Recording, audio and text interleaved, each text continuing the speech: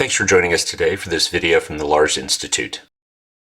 In this video, we're going to explore two main concepts that will set the stage for a lot of different discussions down the road. The first is how companies balance risk versus reward and why they do so. And the second really is the distinction between operations and oversight in a company. And that ultimately leads us into a discussion of governance, where these concepts are really core to all of those issues. What we have to note first is that certainly for-profit companies, they exist to create return for their shareholders. That's generally done through the creation of products or services. Those products or services are managed and created through operations and business processes. None of this is really earth-shaking, but it is important as we start to look at compliance issues, governance issues, just to ground ourselves in what the core issues are for any business, and that risk is sort of inherent in this, as we'll see later in the presentation. And what that means ultimately inherently is that companies will have to balance the risk level versus the reward level of any particular operation or action. Future videos and podcasts will explore a lot of these concepts more in depth, but the point today is really particularly for compliance professionals and others to understand inherently that this is how the business leaders will view any particular decision, is how do they balance those two competing interests. And what that inherently means is companies need to pursue reward, or we might call it value, while controlling risk. And certainly part of controlling risk is inherently understanding risk, right? And as a result, we need to think about really what the definition of risk is, which according to ISO is the effect of uncertainty on objectives. Without going into all of the details of ISO definitions around risk acceptance and risk tolerance, which we will in future discussions, it inherently means that companies will take risks, particularly where the value or reward of doing it aid by that inherent risk. And to make that discussion a little more concrete, ultimately, I think that this whole discussion can be boiled down to really four concepts as we look at corporate governance, as well as how companies just function at their core. And that you see here on the slide, there's the four boxes which represent two value drivers and two risk controls. Business strategy and financial performance are value drivers. Operational resiliency and legal compliance are risk controls. And while we use terms frequently in corporate America around brand or other proxies, if you will, ultimately, I think that those proxies feed into these 4 points. And so as companies try to make decisions about risk versus value, ultimately they're balancing financial performance and business strategy against operational resiliency and legal compliance issues. And we'll, again, return to this pretty frequently, but I think it's helpful to ground ourselves in sort of four core concepts so that as we discuss risks, whatever risks they are, but certainly around data and connectivity, it's important to note that brand alone may not be a reason to do something. And an example I'll use is energy utilities. If a utility loses my personal data, I may not be happy about it, but that doesn't mean I'm going to disconnect my power, right? And so in other industries or with other products or services, some of them may be more fungible or harder to replace or easier to replace. And as a result, there may be the brand may take a hit, but ultimately the brand alone isn't the reason a company will care. It's because it will impact either legal compliance or the operational resiliency of the company. And to use data as an example, if a company loses my data and that company can be replaced, I may choose as a consumer to not do business with them anymore, which goes to inherently the resiliency of that company. And so, not that I think companies shouldn't be concerned about the brand, they absolutely should be. But I think, again, some of the terms we use, whether it's trust or brand, are really proxies for either one of the two risk controls or one of the two value drivers for any company. Having dealt with the first issue we were going to talk about, which is the balance of risk versus value, we now turn to corporate structure issues on this slide. And the slide here really illustrates first that the shareholders are the ones electing the board. The board is distinct from management, though certain leaders in management may ultimately serve on the board, including the CEO.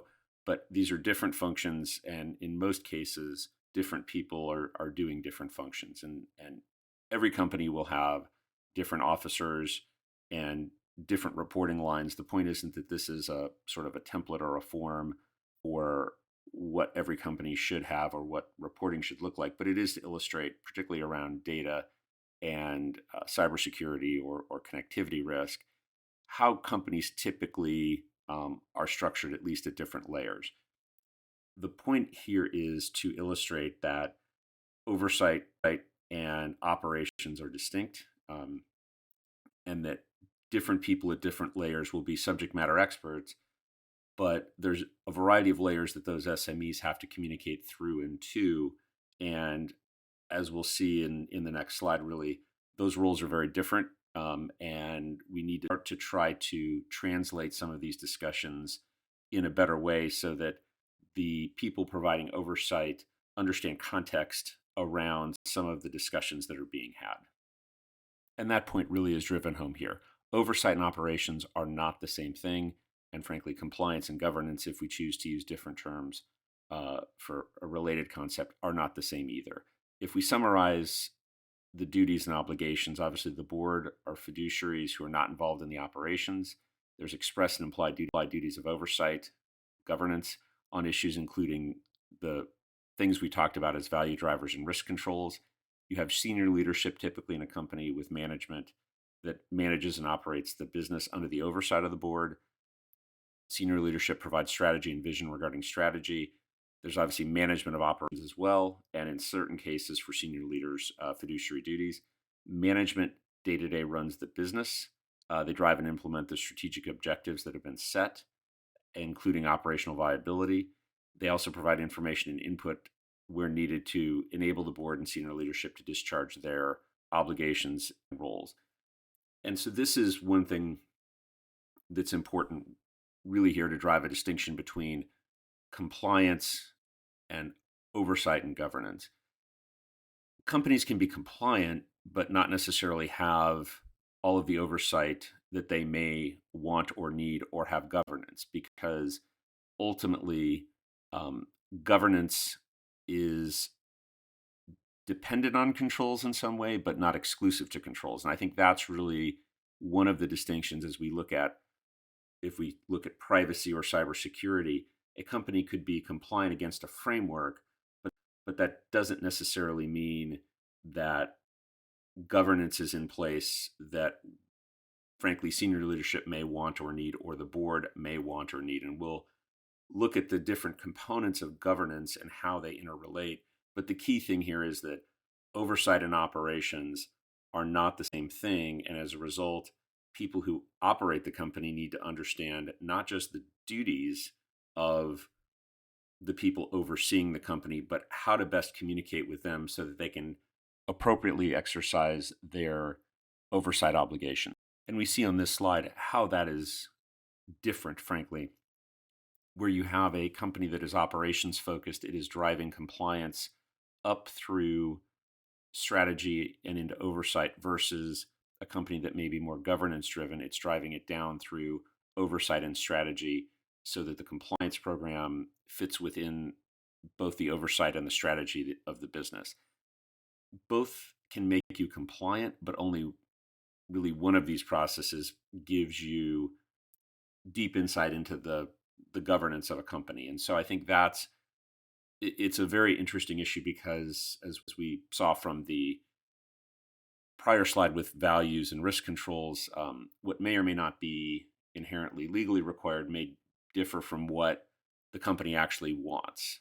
So it may choose to have more oversight or governance around particular issues than it is otherwise required to do, for a variety of reasons. And so the point is not that any particular outcome here is driven by a control framework or law, but rather to say that if you're focused on governance and oversight in a broader sense, having an operations driven culture may to some degree because inherently you're driving up rather than down through oversight and strategy. And here's where I've tried to illustrate really the difference. The orange box represents operations. Here, in this case, it would be program creation, control creation, and implementation. And you can see that can be key to a variety of different things. But that's one step in a 5-step process, really, of governance. And governance, really, really, when you distill it down, is setting a direction, setting a strategy, including risk tolerance. And we see from that balancing we talked about before why that's important as risks are governed rather than just looking at compliance, creating oversight structures, then obviously having the appropriate control and program creation with measurement and reporting back to oversight to make sure that this sort of circle continues and the company gets to where it needs to be from a operation standpoint, but also has appropriate oversight. And again, as I noted earlier, you can look at this as distinct areas to be governed. Ultimately, the process is the same. And that's what the purple box really represents here. Whatever you're governing, really, you're going to use the same 5-step process to do it. And if you inherently focus on the compliance side, as we illustrated in the prior slide, driving up, you're going to be really focused on that orange box. But that orange box doesn't really move forward any other activity you'd need to create governance, right? You might have program governance around privacy or ESG or cyber or others, but that really doesn't go to the broader governance of that a company may have to have, and it certainly may not tie out to the board and the board's obligations in this space, particularly if the program is being run by management, because management's role really isn't oversight in the way that it is for a board of directors. And so the point is that governance and compliance are related but distinct, and that governance is really an empty process until you put a control framework around it so that you can have something to govern to.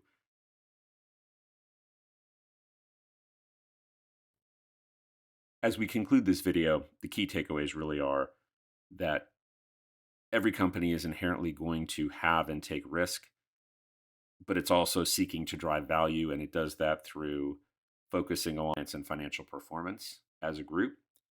And the second point really is that operations and oversight are not the same, and inherently compliance and governance are not the same thing. And while you can certainly have compliance and be compliant in a company, that doesn't necessarily mean you have all of the governance structures that you might want or need. And so that's really important when we start to look at programs and program governance, which we'll talk about are very different things than overall oversight and governance, certainly within a publicly traded company. So again, today, really the point is to set the stage for a lot of different discussions we'll have down the road. Thanks for tuning in.